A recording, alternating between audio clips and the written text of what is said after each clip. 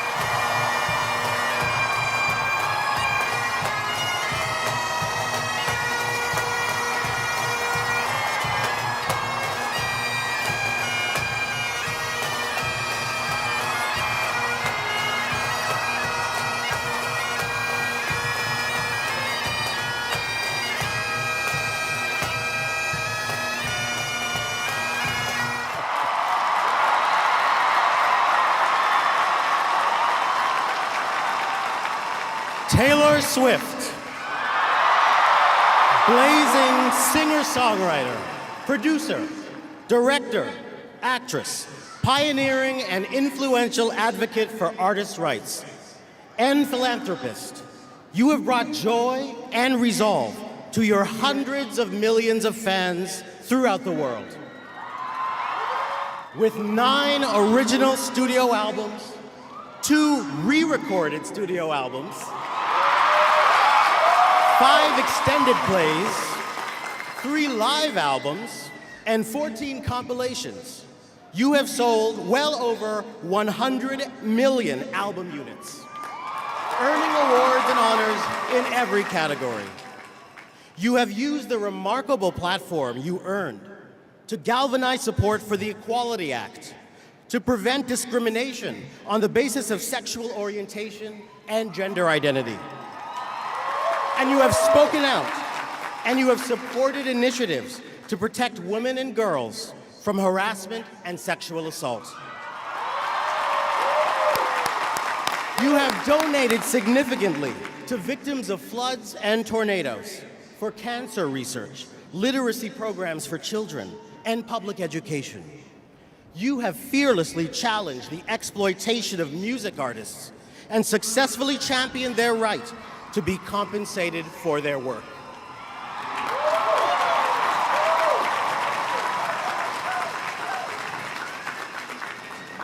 Taylor Swift.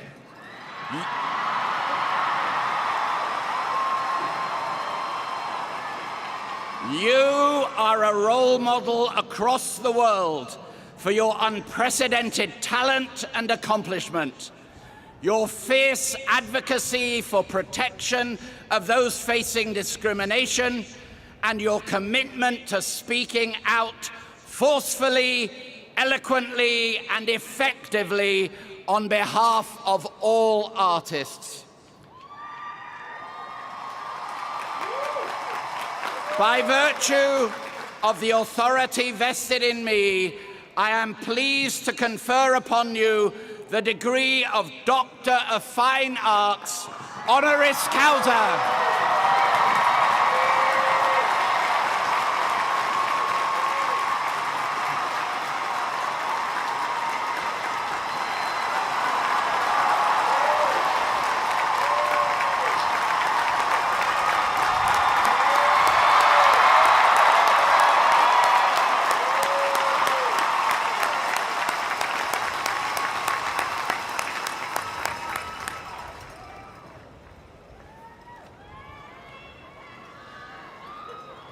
I am now pleased to introduce Taylor Swift, who will respond on behalf of the honorary degree recipients.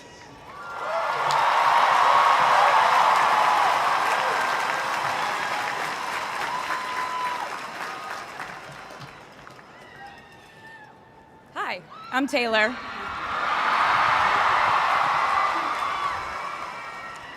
Last time I was in a stadium this size, I was dancing in heels and wearing a glittery leotard. This outfit is much more comfortable. I would like to say a huge thank you to NYU's Chairman of the Board of Trustees, Bill Berkeley, and all the trustees and members of the board, NYU's President Andrew Hamilton, Provost Catherine Fleming, and the faculty and alumni here today who have made this day possible. I feel so proud to share this day with my fellow honorees, Susan Hockfield and Felix Matos Rodriguez, who humble me with the ways they improve our world with their work.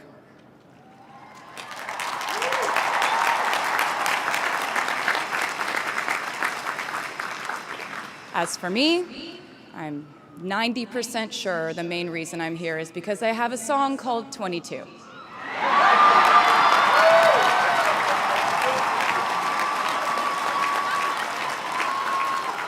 And let me just say, I am elated to be here with you today as we celebrate and graduate New York University's class of 2022.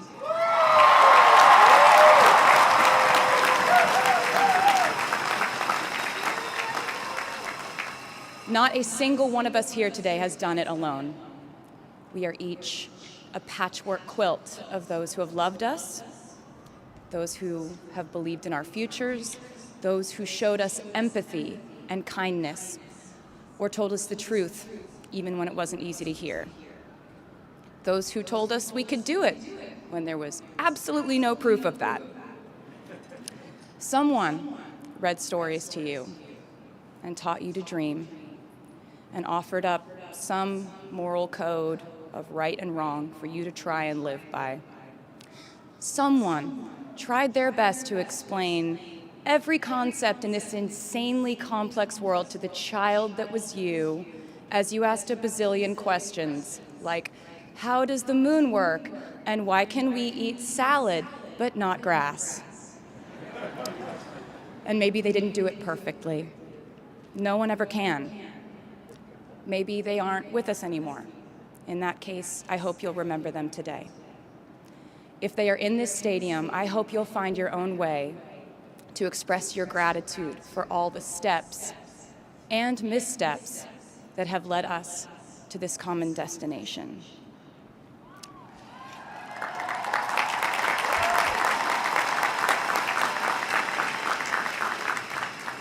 I know that words are supposed to be my thing, but I will never be able to find the words to thank my mom and dad, my brother Austin, for the sacrifices they made every day so I could go from singing in coffee houses to standing up here with you all today, because no words would ever be enough.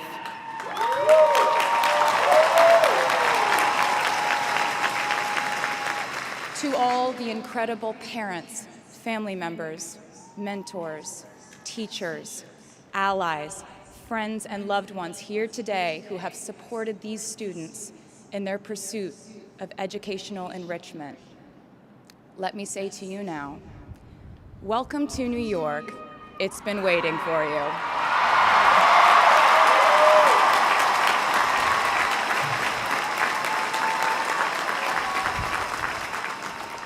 I'd like to thank NYU for making me, technically, on paper at least, a doctor.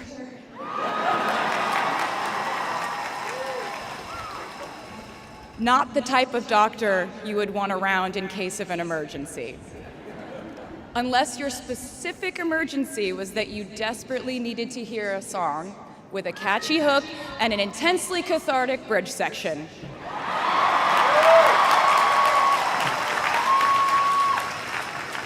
Or if your emergency was that you needed a person who can name over 50 breeds of cats in 1 minute. I never got to have a normal college experience, per se. I went to public high school until 10th grade, and then finished my education doing homeschool work on the floors of airport terminals. Then I went out on the road for radio tour, which sounds incredibly glamorous, but in reality, it consisted of a rental car, motels, and my mom and I pretending to have loud mother-daughter fights with each other during boarding so no one would want the empty seat between us on Southwest. As a kid, I always thought I would go away to college, imagining the posters I would hang on the wall of my freshman dorm.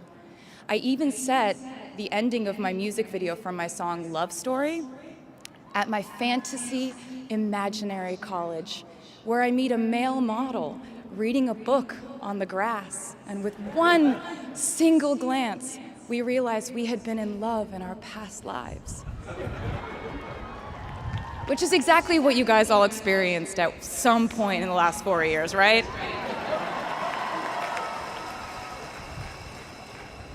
But I really can't complain about not having a normal college experience to you, because you went to NYU during a global pandemic, being essentially locked into your dorms and having to do classes over Zoom. Everyone in college during normal times stresses about test scores. But on top of that, you also had to pass like 1,000 COVID tests. I imagine the idea of a normal college experience was all you wanted too. But in this case, you and I both learned that you don't always get all the things in the bag that you selected from the menu in the delivery service that is life. You get what you get. And as I would like to say to you wholeheartedly, you should be very proud of what you've done with it. Today, you leave New York University and then go out into the world searching what's next. And so will I.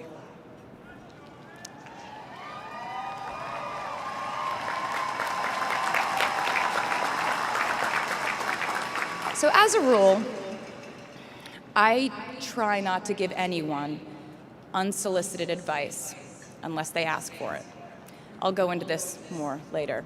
I guess I have been officially solicited in this situation to impart whatever wisdom I might have to tell you things that have helped me so far in my life. Please bear in mind that I in no way feel qualified to tell you what to do. You've worked and struggled and sacrificed and studied and dreamed your way here today. And so you know what you're doing. You'll do things differently than I did them and for different reasons. So I won't tell you what to do because no one likes that. I will, however, give you some life hacks I wish I knew when I was starting out my dreams of a career and navigating life, love, pressure, choices, shame, hope, and friendship. The first of which is, life can be heavy, especially if you try to carry it all at once. Part of growing up and moving into new chapters of your life is about catch and release. What I mean by that is knowing what things to keep and what things to release. You can't carry all things, all grudges, all updates on your ex, all enviable promotions your school bully got at the hedge fund his uncle started. Decide what is yours to hold and let the rest go. Oftentimes, the good things in your life are lighter anyway, so there's more room for them. One toxic relationship can outweigh so many wonderful, simple joys. You get to pick what your life has time and room for.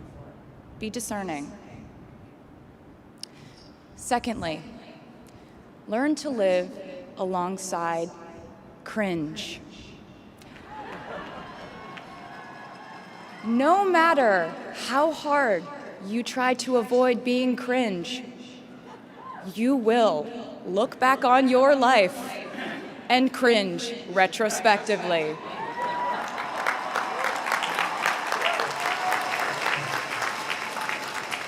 Cringe is unavoidable over a lifetime. Even the term cringe might someday be deemed cringe. I promise you, you're probably doing or wearing something right now that you will look back on later and find revolting and hilarious. You can't avoid it, so don't try to. For example, I had a phase where, for the entirety of 2012, I dressed like a 1950s housewife. But you know what? I was having fun. Trends and phases are fun. Looking back and laughing is fun. And while we're talking about things that make us squirm, but really shouldn't, I'd like to say I'm a big advocate for not hiding your enthusiasm for things. It seems to me that there is a false stigma around eagerness in our culture of unbothered ambivalence. This outlook perpetuates the idea that it's not cool to want it. The people who don't try are fundamentally more chic than people who do. And I wouldn't know because I've been a lot of things, but I've never been an expert on chic.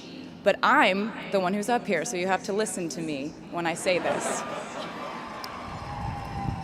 never be ashamed of trying.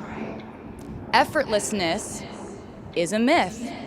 The people who wanted it the least were the ones I wanted to date and be friends with in high school. The people who want it the most are the people I now hire to work for my company.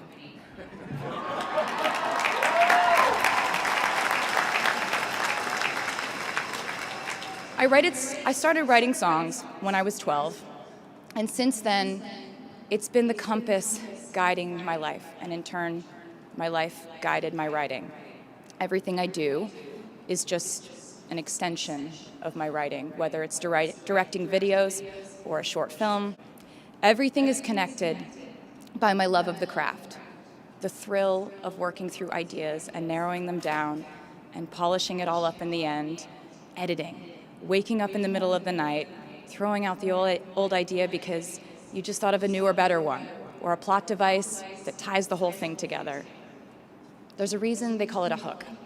Sometimes a string of words just ensnares me. As a songwriter, I've never been able to sit still or stay in one creative place for too long.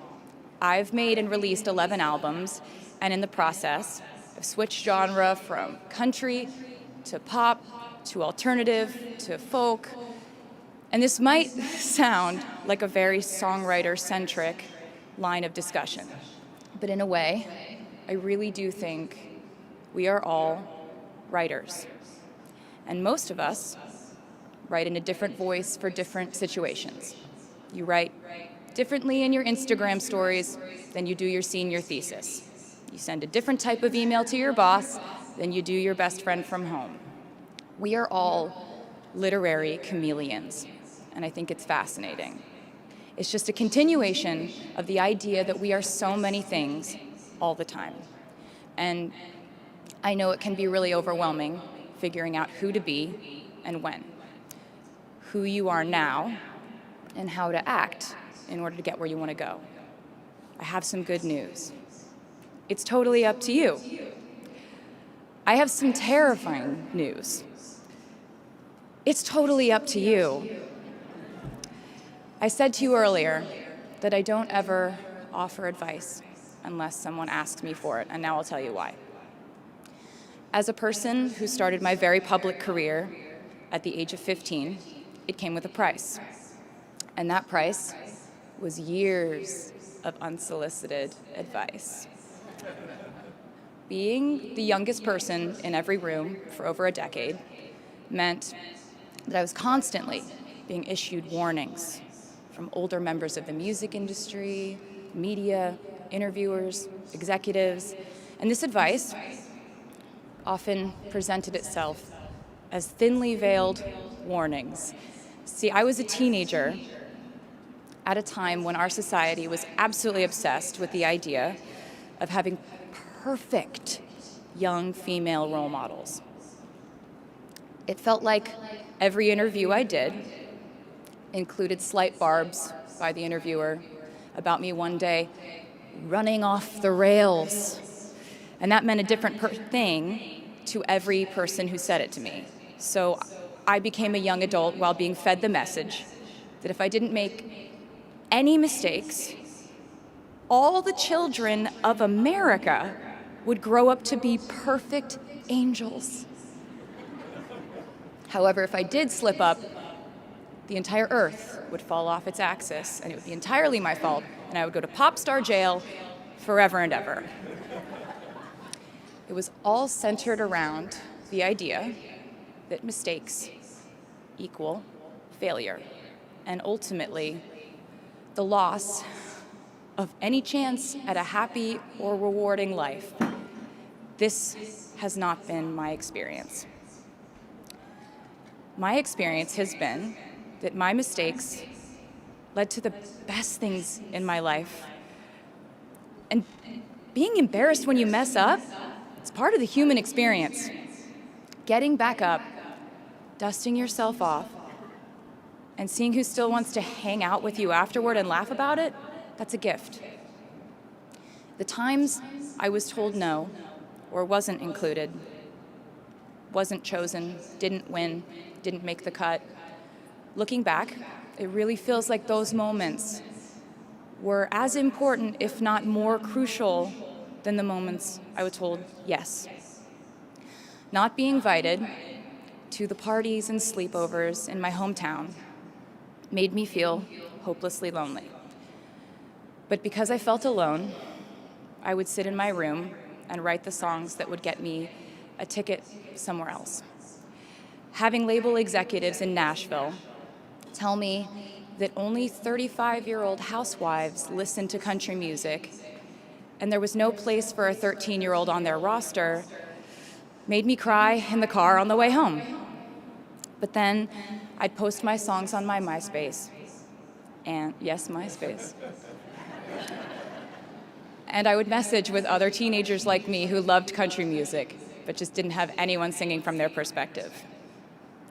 Having journalists write in-depth, oftentimes critical pieces about who they perceived me to be made me feel like I was living in some weird simulation. But it also made me look inward to learn about who I actually am.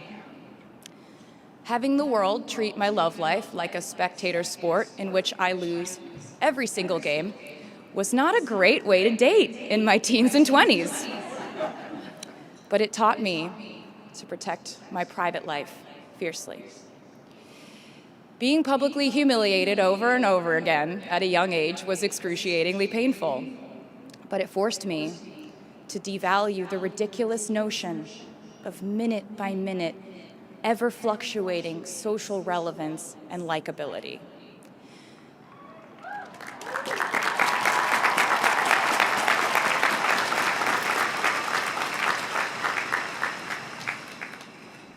Getting canceled on the internet and nearly losing my career gave me an excellent knowledge of all the types of wine.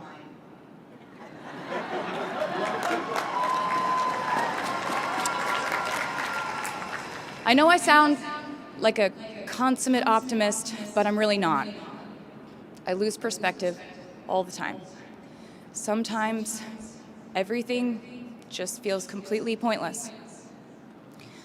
I know the pressure of living your life through the lens of perfectionism. And I know that I'm talking to a group of perfectionists because you are here today graduating from NYU.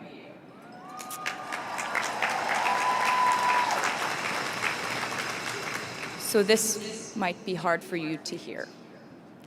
In your life, you will inevitably misspeak, trust the wrong person, underreact, overreact, hurt the people who didn't deserve it, overthink, not think at all, self-sabotage, create a reality where only your experience exists, ruin perfectly good moments for yourself and others, deny any wrongdoing, not take the steps to make it right, feel very guilty, let the guilt eat at you, hit rock bottom, finally address the pain you caused, try to do better next time, rinse, repeat.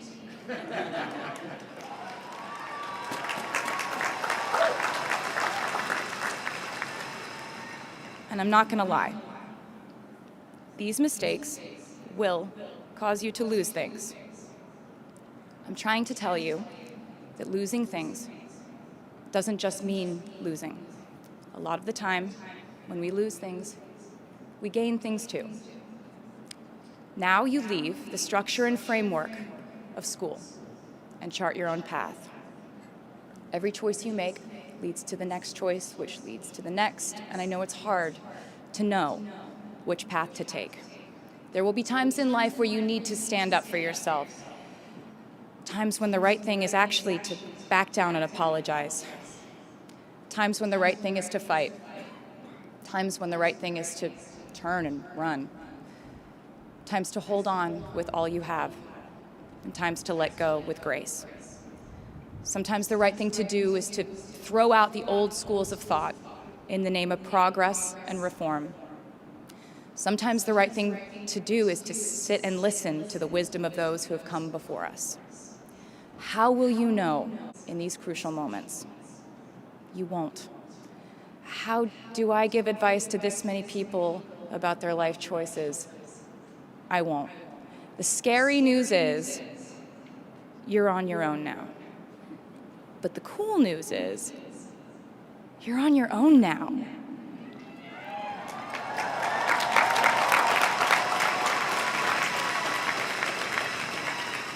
I leave you with this. We are led by our gut instincts, our intuition, our desires and fears, our scars and our dreams. And you will screw it up sometimes. So will I. And when I do, you will most likely read about it on the internet. Anyway, hard things will happen to us. We will recover. We will learn from it. We will grow more resilient because of it. And as long as we are fortunate enough to be breathing, we will breathe in, breathe through, breathe deep, and breathe out. And I am a doctor now, so I know how breathing works. I hope you know how proud I am to share this day with you. We're doing this together, so let's just keep dancing like we're the class of 22.